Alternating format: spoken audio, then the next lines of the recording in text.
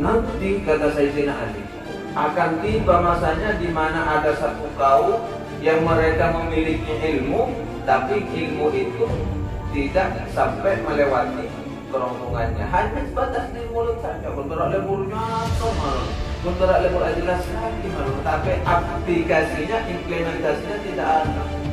Unsur debat luar biasa.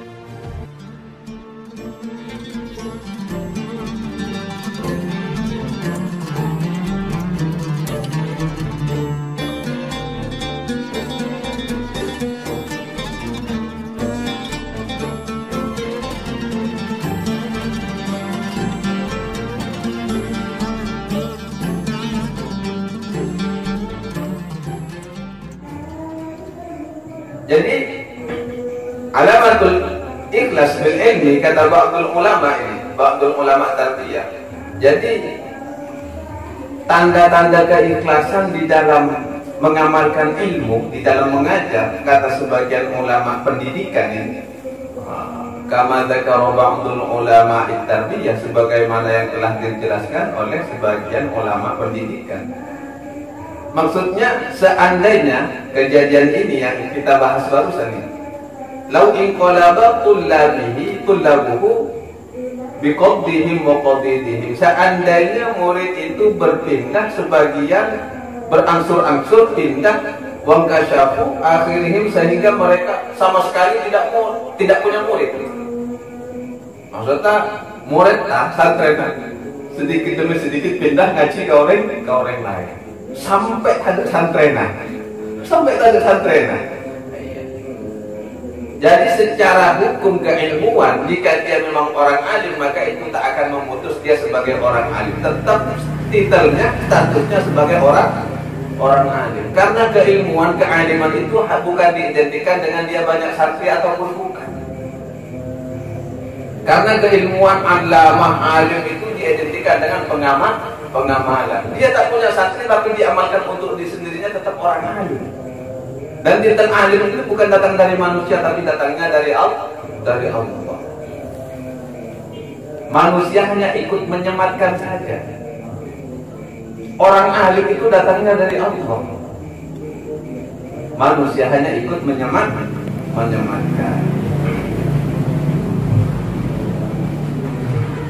Seandainya pun tidak ada santri yang mengaji kepada dirinya, hanya tinggal satu orang seumpamanya, contohnya dari beberapa banyak santri, pas santrinya sedikit demi sedikit pindah ngaji kepada orang lain, dan tak bersisa mungkin hanya tinggal satu orang, bahasanya lam yatakaddar khatirahu, itu tak akan pernah membuat hatinya menjadi keruh.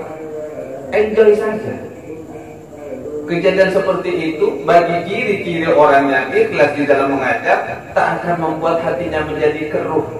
Walam yataghayyar qalbah, dan tidak akan membuat hatinya menjadi berubah. Yang awalnya mungkin semangat jadi tak semangat.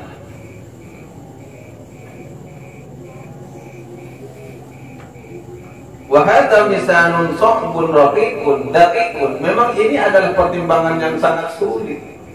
Ujar pas awalnya banyak santri, waktu dari santri kan, itu sesuatu yang berat kan, image, gengsi.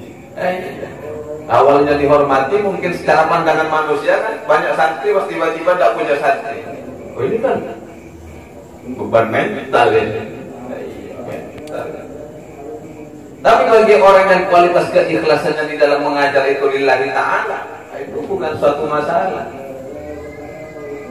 Malah berkurang beban itu. Oh jangan kok mau dinakan ada mas, bangkrut akan yang di. Mau dinakan ada. Pas semua anak kanak tak ngajikan, kau tak ngaji sama saya tak masalah. Malah saya bisa beli rokok satu pres. Iya.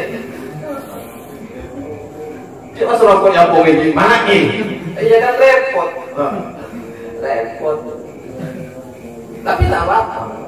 Itu bagian kebersamaan antara guru dan murid kan begitu. Joinan. Iya rokok kan terlalu lecer, tidak sahur masih bagi lo anak. Rokok kan terlalu bagi sari, setong bagi mana, setong nggak rokok TV setong. Mun orangnya yang kayak ikut komisal, ya kan? Komisal. Seandainya pas boleh godaan nakal, mulai tak masalah, tak bonus, tak gengsi, lebih nyaman itu. Jadi hanya untuk berkhusus mendoakan keluarga saja. Saya masa bodoh lah, masa bodoh ya. Tapi di saat ada kalian kan tanggungan itu jujur, berat banget, berat banget. Aku baknarnya bermain munasib barokah, bermain segala keluarga Allah. Orang masih kali kurang anjing Nabi kan berat. Secara pemikiran itu berat. Tapi di saat Allah memberikan tanggung jawab, saya jalankan. Seandainya Allah cabut tanggung jawab itu kan saya edik, saya tenang. Tidak mungkin tak usah ngajar. Seandainya pun ada mas seperti itu, tak mungkin tak usah ngajar. Panjanglah ngajar. Walhamdulillah banget kan. Toh kalaupun dibandingkan dengan keilmuan saya itu kan keilmuan saya sangat minim. Ilmu saya kan tidak ada apa-apanya dibandingkan ulama-ulama lain. Kan masih banyak ulama-ulama yang keilmuannya luar biasa. Tapi ini bukan urusan keilmuan bagi saya ini. Bukan sebuah kebanggaan, tapi urusan tanggung jawab. Kalian dititipkan di sini oleh Allah.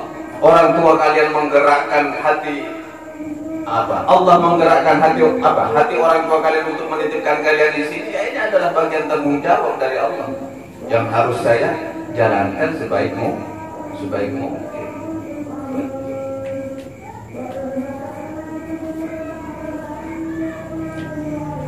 Jadi, mau pas saya cabut tanggung jawab itu, ya, alhamdulillah ya begitu. Alhamdulillah, saya dapat ilmu. Ya kita kan ngaruh, saya dapat ilmu. Coba bayangkan kalkulasi sudah. Ini yang tahu kan. Banding ket nikmat bukan. Artinya malah saya tidak ada pemikiran sebuah kedengkian kepada siapapun.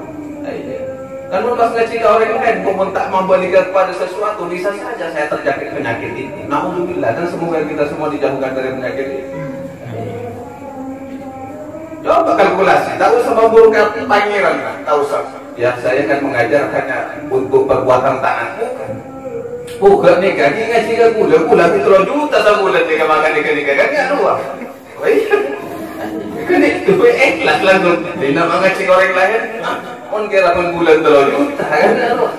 Nih kalau urusan donatur, ya lah kok kan ya luar. Bahkan nikah satu, melekit tapi gula melekit kitabnya kan ya luar. Kun berat ngaji malu kan. Kitab lah lagi, Quran yang lagi kan jangan. Quran tujuan mana tugas sahabatnya menghafalkan saja, ya ngaji kitab saja kan seperti itu.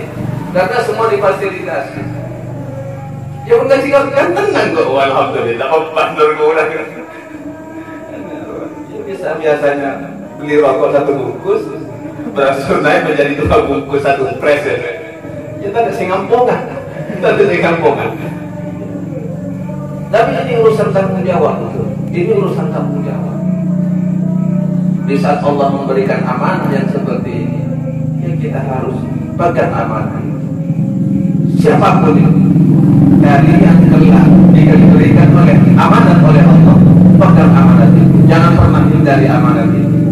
Karena di saat Allah memberikan kepercayaan kepada kalian, kepercayaan itu pasti Allah bantu untuk melancarkannya. Pasti. Yang penting konsepnya kalian di saat menjadi pengajar, ikhlaskan lillahi ta'ala.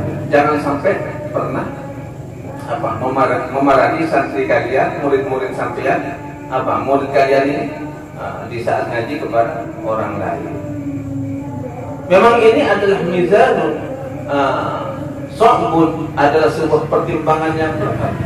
Jika secara ikatan emosionalnya di saat ada anak didiknya ngaji kepada orang lain, kan ada ketersinggungan walaupun sedikit. Iya. Tapi untungnya orang-orang paham, orang alim itu menganggap ini adalah sebuah fastabiqul khairat, sehingga tetap dikembalikan kepada Allah.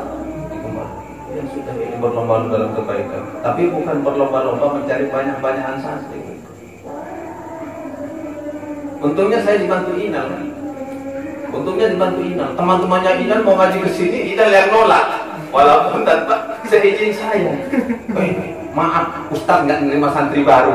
Nah ini ada orangnya ini.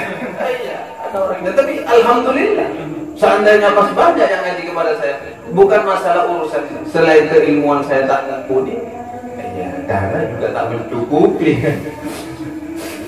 Keilmuan tak mumpuni, dana juga tak mencukupi. Saya jelas, saya juga komplain. Oh, tak nyaman banyak santri dulu. Iya kan. Cuman saya konek kan ngajinya bisa fokus. Dan saya itu sendiri saya rasakan. Saya jujur, beban apa? Beban batin saya seperti itu. Di saat kalian ini masih mungkin berapa orang yang ngaji dulu ya, ngajinya bisa fokus. 5 orang kan masih saya bisa fokus. Tapi kalau pas sudah banyak, ngajinya pun asal-asalan. Yang penting ngaji la ilaha illallah. Betapa zolingnya saya. Jujur saya rasakan itu. Betapa merasa, aduh, tak menjalankan amanat Allah itu dengan sebaik-baiknya. Jujur itu beban tersendiri bagi saya. Tapi tenang saja kalian, karena yang bikin pintar bukan saya, tapi Allah. Kalian tak perlu khawatir. Yang penting kalian istiqomah, berdoa, mengamalkan apa yang telah kalian pelajari. Insya Allah akan membuka hati kalian itu dengan pemahaman-pemahaman. Yang penting istiqomah. Saya hanya bisa menjalankan amanah saja, karena saya bukan pembentuk, tapi sebuah proses saja. Pembentuk yang pada hakikatnya itu adalah Allah, pemutus secara kemutlakan. Jadi ya saya enjoy dalam kehidupannya. Walaupun saya tak kerja tak apa, ya enjoy saja. Enjoy saya kadang berkati berdiri, kadang keluarga ya betul. Kan makanya kau yakinnya semuanya itu Allah fasilitasi. Di saat Allah memberikan bentuk amanah kepada orang yang dipercaya oleh Allah, di balik itu Allah akan membantu sesuai dengan apa yang menjadi kebutuhan orang tersebut. Semua berbeda. Ini saya gak masalah, saya tak pernah awatan. Itu memang dari Allah. Dan saya sendiri pun kalau dikalkulasi secara matematika juga tidak mampu secara akal. Pas kita apa bentuk rahman rahimnya Allah. Saya penting buat istiqomah. Waqad rawayna fi musnadil imam al-mujma' ala hifdhihi wa imamatihi Abi Muhammad ad-Darimi rahimahullah. Waqad rawayna, dan telah diriwayatkan kepada kami fi musnadil imam, yang terdapat di dalam kitab musnadnya al-imam, musnadnya Imam Abi Muhammad ad-Darimi ya. Penjelasan tentang al-mujma' itu disepakati. Ya ala hifdhihi, tentang hadisnya, wa imamatihi, dan keimamannya Abi Muhammad itu. Jadi apa yang ada di dalam kitab musnadnya Abi Muhammad ad-Darimi, An Ali bin Abi Thalib radhiyallahu anhu, dari Sayyidina Ali bin Abi Thalib radhiyallahu anhu, annahu qala, sesungguhnya Sayyidina Ali bin Abi Thalib telah berkata, ya hamalatal ilma, ya hamalatal ilmi, atau di dalam cetakan yang lain, ya hamalatal Quran. Ini kata seruan, bentuk seruan. Ya hamalatal ilmi, atau ya hamalatal Quran, wahai orang yang memikul ilmu, wahai orang yang memikul atau menanggung Al-Quran.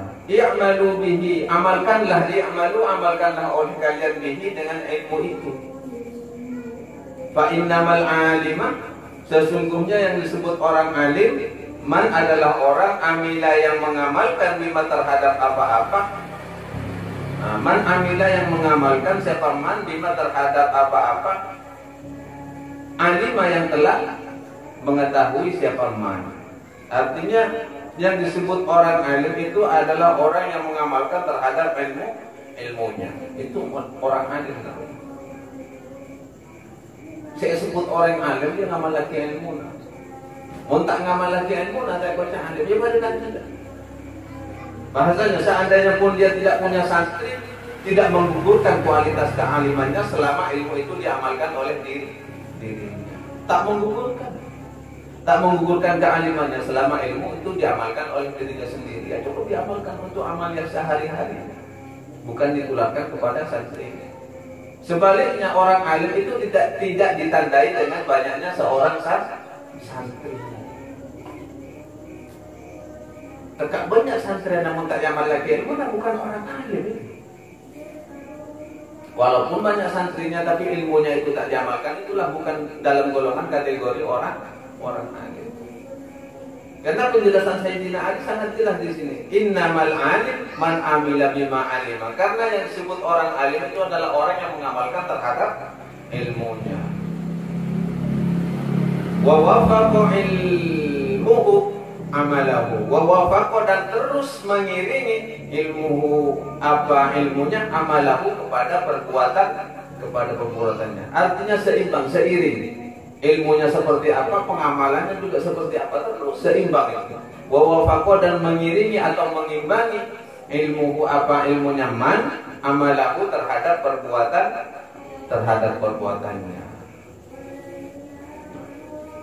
Jok saya kok ngaji, kira saya membayangkan Sayyidina Ali itu teriak, ya hamalatul Quran, kan begitu. Dulu kan tidak ada speaker, tidak ada pengeras. Jadi di saat menjelaskan Sayyidina Ali seperti itu, setengah teriak, ya hamalatul Quran, i'malu bihi fa innamal alim man amila bima alima wa wafaqa ilmuhu amalahu. Dan ilmunya senantiasa beriringan dengan perbuatannya. Wa sayakunu aqwamun yahmiluna al-ilma la yujawizu taraqiyahum. Wa sayakunu, dan akan tiba masanya aqwamun, sebuah komunitas, suatu golongan, suatu kaum, yahmiluna, yang mereka mengemban al-ilma kepada ilmu, la yujawizu taraqiyahum, tapi tidak melewati kerongkongannya. Apa? Hanya sebatas ucapan saja, tak sampai masuk ke dalam. Kerongkongannya ya. Kerongkongan. La yujawizu taraqiyahum, yang tak sampai melewati kerongkongannya. Nanti kata Sayyidina Ali, akan tiba masanya di mana ada satu kaum yang mereka memiliki ilmu, tapi ilmu itu tidak sampai melewati kerongkongannya, hanya sebatas di mulut saja. Kun berak lebur nyator malu, kun berak lebur jelas lagi malu, tapi aplikasinya, implementasinya tidak ada. Mun soro debat luar biasa. Soronya mengeluarkan dalil Quran, hadis, luar biasa. Bentuknya, pembuktiannya, implementasinya tidak ada. Ini yang disebut dengan la yujawizu taraqiyahum, yang tak sampai melewati kerongkongan. Harusnya ilmu itu masuk ke dalam dan membekas di dalam hati. Jadi saya nggak mungkin orang ada, seandainya orang makan, ya kan? Makanan itu masuk ke dalam perut, bukan cuma dikunyah. Kalau makanan hanya sebatas dikunyah lalu dikeluarkan, itu akan menjadi sesuatu yang tidak bermanfaat. Bau pada baru.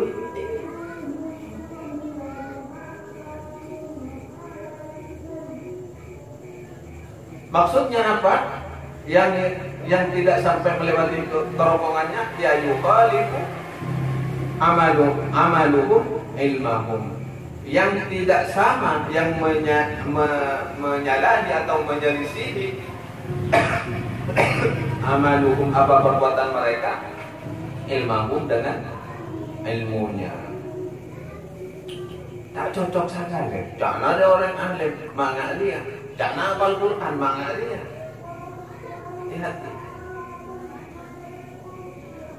Wa tukhalifu sariratuhum alaniyatuhum, dan tidaklah sama sariratuhum, apa di saat kesendirian mereka, alaniyatuhum, dengan terhadap di saat keramaiannya mereka itu. Artinya di saat dia sendiri dan di saat dia ramai itu berbeda. Karena orang alim itu baik maupun sendiri ataupun ramai, ya keilmuannya akan tetap mengiringi langkahnya. Paham ya? Paham. Tapi di tempat ramai kan tahajud, duha, sedekah macam-macam. Di saat dia sendiri pun online mana. Ada suatu ketika tanya ke kanca datang ke saya ini.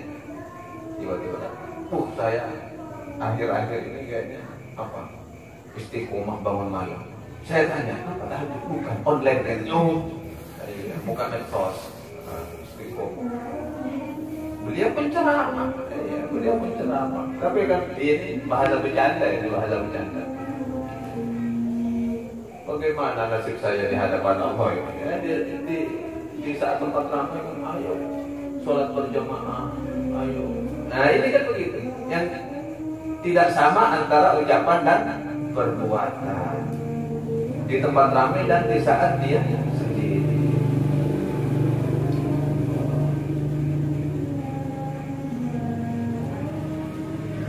Yajlisuna halaqon, yang mereka duduk-duduk, mereka berkumpul halaqon di dalam sebuah halaqah, kepada sebuah halaqah. Ini bisa dibaca halaqon ataupun bisa dibaca hilaqon. Lughatani masyhuratani, dua bahasa yang memang masyhur. Hilaqah.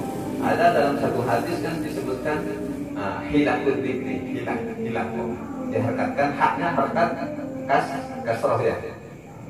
Ada satu pendapat yang mengatakan haknya berharkat fathah, halaqah atau hilaqah, sama-sama boleh, bermakna sebuah perkumpulan.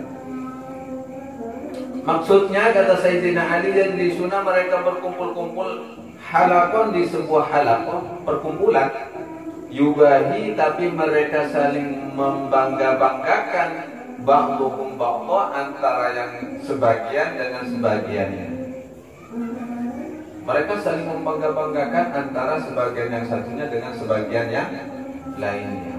Hatta sehingga inna rajula, ada seseorang, la yaghdabu ala jalisihi, dia la yaghdabu, tersinggung ataupun marah, ala jalisihi, atas santrinya, atas apa? Teman majlisnya, ayyajlisa ila ghairihi, berpindah duduk ke majlis orang selain dirinya.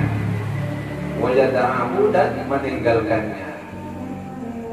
Artinya di sini dulu di zaman sahabat ini sistem pengajarannya itu bukan satu masjid ya, satu masjid ini ada beberapa halaqah. Di Mesir sekarang masih, di Mesir masih. Jadi satu masjid terdiri beberapa halaqah. Jadi di tiang ini, di tiang ini, di tiang ini itu ada muallimnya masing-masing. Jadi satu majelis itu ada beberapa halaqah. Maksudnya di saat seseorang ada beberapa santri yang pindah ke halaqah yang lainnya sehingga gurunya itu marah gitu. Ini menandakan bahwa guru tersebut itu bukan orang yang ikhlas. Jadi ada beberapa halaqah dulu. Bahkan di Mesir, bahkan di Madinah, biasanya di Madinah itu di ustu apa, di setiap tiang itu ada halaqahnya masing-masing, ada halaqah. Jadi sudah menjadi kebiasaan jika halaqah ini kurang dipahami, tanyanya ke halaqah yang sebelahnya itu. Jadi gimana? Jadi tak perlulah saling membangga-banggakan. Atau yubahi ba'duhum ba'dha, artinya dia membangga-banggakan halaqahnya masing-masing. Wah, halaqah saya ini luar biasa. Halaqah saya ini kan begini. Santri saya banyak nih dalam halaqah ini, pengikutnya banyak. Tidak boleh, tidak perlu begitu. Karena bagi orang yang berilmu lillahi ta'ala di dalam pengajarannya itu tak penting lah. Ada 2 orang, 3 orang, ya tetap mengajar. Atau ada sebagian guru berkata kepada santrinya, contohnya, man dhahaba ila ghairi la ya'ti ilayya, barang siapa yang pergi dariku, artinya berguru kepada orang lain, awas jangan datang lagi kepadaku, atau mengancam begitu. Man dhahaba ila ghairi la ya'ti ilayya, ayo barang siapa yang ngaji kepada orang lain, Saya nggak boleh melihat kau ya. Emosi, pas dendam ke santren. Jadi jangan sampai seperti itu. Wahada sahmun masmumun. Jika demikian, ini kata saya jelaskan, ini pendapat yang kama dzakara ba'dul ulama tarbiyah, sebagaimana yang telah sebagian ulama tarbiyah ini menjelaskan tentang alamatul ikhlas bil ilmi, atau alamatul ikhlas ya bil ilmi, tanda-tanda keikhlasan seseorang di saat mengajar itu seperti apa. Wahada, jika demikian, jika hal ini terjadi, ini adalah sahmun masmumun, panah beracun. Seperti panah beracun. Ta'ana bihi quluba ashabihi, yang biasanya sudah menancap ke dalam hati orang yang mengajar dengan karakter seperti ini. Saya ingat, buat mengaji ke orang lain tak boleh kan kok. Masuk buat mengaji ke orang lain tak boleh kok. Patah rosi saja. Oh, makna full.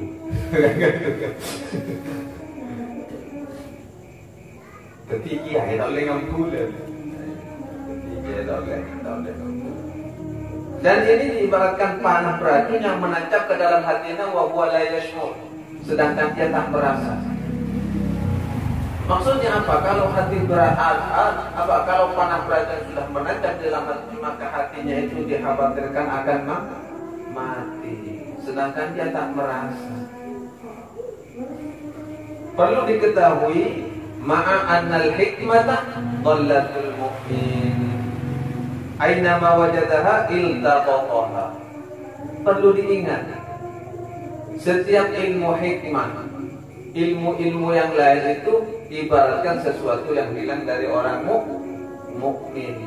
Di mana saja dia mendapatinya, iltaqataha, maka dia pantas untuk memungutnya. Hikmah, kebijaksanaan, pemahaman-pemahaman yang baru, di mana saja dia mendapatinya, maka dia pantas untuk mengambilnya atau memungutnya atau memetiknya. Jadi di saat seorang murid tidak mendapati ilmu hikmah itu dari kalian, dari saya semuanya, maka dia pantas mendapatkan itu. Silahkan mencari ke Haji Teddy atau silahkan. Karena ilmu hikmah itu ibaratkan sesuatu yang hilang dari orang mukmin. Ainama wajadaha iltaqataha. Kapan saja, di mana saja dia menemukan ilmu hikmah itu, maka dia berhak untuk mengambilnya. Bahkan seandainya pun dari orang yang kelihatannya tidak alim, tak apa-apa, diambil. Silahkan. Karena undur maqila wala tandur mangqala. Jadi perhatikan apa yang menjadi nasihatnya, ucapannya, wala tandur mangqala. Jangan perhatikan siapa yang mengatakan. Penting. Ketika kau tupas-tupaskan koma, selama nasihat itu keluar dari lisan dari lisan-lisannya itu ungkapan-ungkapan terbaik, ungkapan-ungkapan motivasi, nasihat-nasihat terbaik, ambil.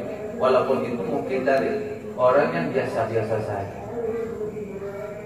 Itu dari orang alim pasti sorok lucu dua lagi ya, ya kan tak mungkin. Tegak dari orang, tetapi perintahnya, nasihatnya, keburukan, membawa kemaksiatan kepada Allah, walaupun itu keluar dari lisan-lisannya orang alim, dari seadanya ya, maka tak patut untuk diikuti. La ta'ata li makhluqin li ma'siyatil khaliq. Tidak ada perbuatan taat kepada makhluk yang tujuannya untuk berbuat maksiat kepada Allah.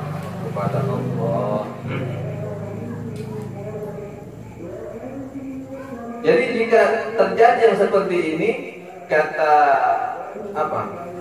kata Sayyidina Ali, sehingga terjadi gontok-gontokan di dalam sebuah halaqah, sehingga saling membenci antara satu dengan yang lainnya, ulaika la tas'atu a'maluhum, mereka itulah la tas'atu, yang tak akan pernah naik, a'maluhum, apa amal-amal mereka. Jadi amal-amalnya tidak akan pernah diterima.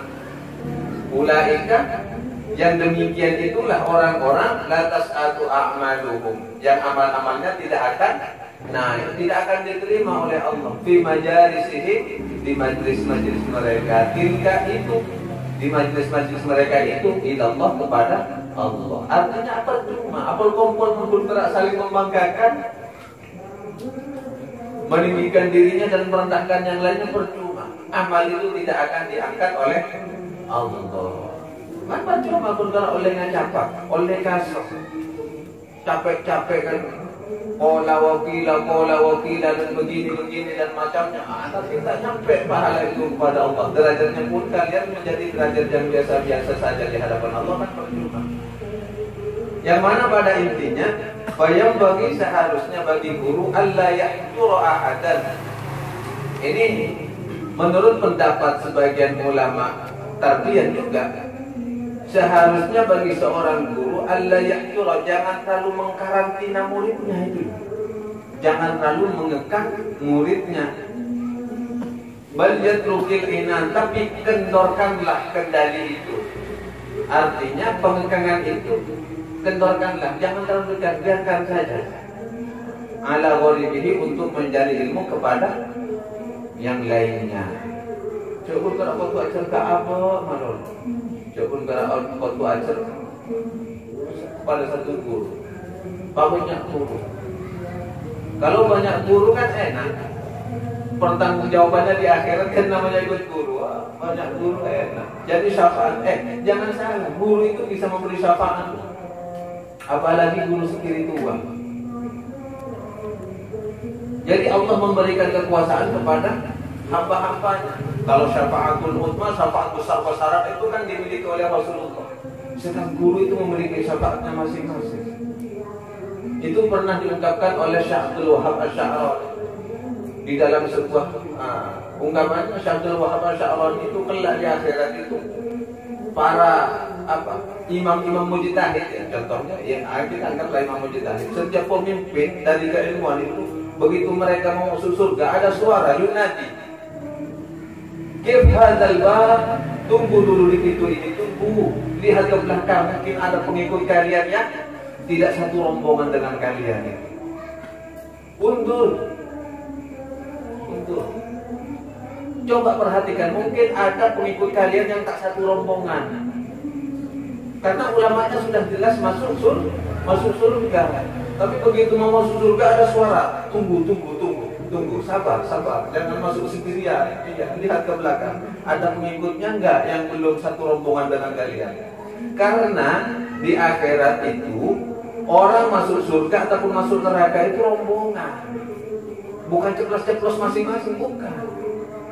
Itu sudah dijelaskan di dalam Al-Quran. Wasiqal ladzina taqaw rabbahum ilal jannati zumara. Wasiqal ladzina taqaw rabbahum ilal jannati zumara. Mereka itu berbondong-bondong secara rombongan masuk ke dalam surganya Allah. Saya tak mau neraka, saya takut. Saya kan jelas pengennya surga. Tentunya di sini kan pengen surga semua. Saya tak mau bahas neraka. Jadi masuk ke dalam surga itu rombongan. Kalian rombongannya siapa? Contohnya rombongannya Kiai As'ad. Masuk. Paling tidaklah rombongannya siapa lah, seminimal-minimalnya seperti itu. Ada rombongannya masing-masing.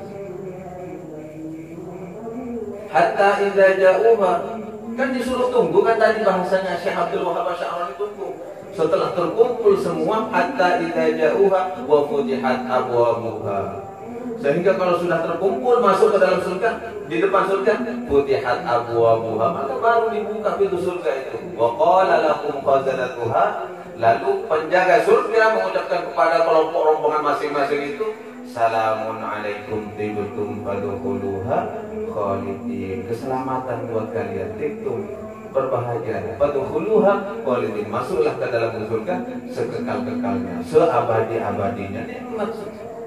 Sehingga begitu masuk ke dalam surga, wa taral malaikata hafina min haulil arsy yusabbihuna bihamdi rabbihim wa qudiya bainahum bil haqqi wa qila alhamdulillahi rabbil alamin. Mereka akan melihat itu, al malaikata, kepada para malaikat hafina yang memutar-mutar itu haulal arsy, sekitar arsy. Ini malaikat muter-muter apa? Oh ternyata yusabbihuna bihamdi rabbihim, mereka bertasbih dengan memuji Allah. Wah, luar biasa. Lihat pemandangan yang indah luar biasa itu. Maka masuk surga kan ini. Mulai neraka tak masuk, lantaran itu malaikat haulal nas atau obnanya harus ya. Jangan tidak makan kerla jundukan tanda karena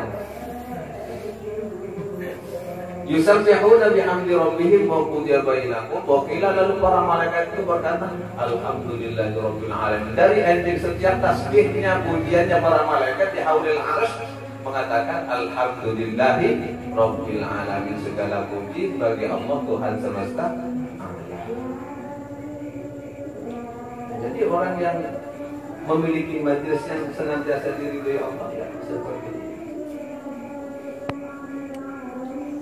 Ya semoga amal-amal kita disebut yang bermanfaat dan barokah. Ala hadhihi niyyah wa li kulli niyatin shalihah minatul qabul wa tamami kulli mas'ul wa ma'mul bi jahi sayyidi rasul. Al-Fatihah. A'udzu billahi minasyaitonir rajim. Bismillahirrahmanirrahim. Ar-Rahmanir Rahim. Maliki yaumiddin. Iyyaka na'budu wa iyyaka nasta'in. Shiratal ladzina an'amta 'alaihim. Wa qad shahha 'anil Imam Syafi'i wallahu a'lam. Assalamualaikum warahmatullahi wabarakatuh.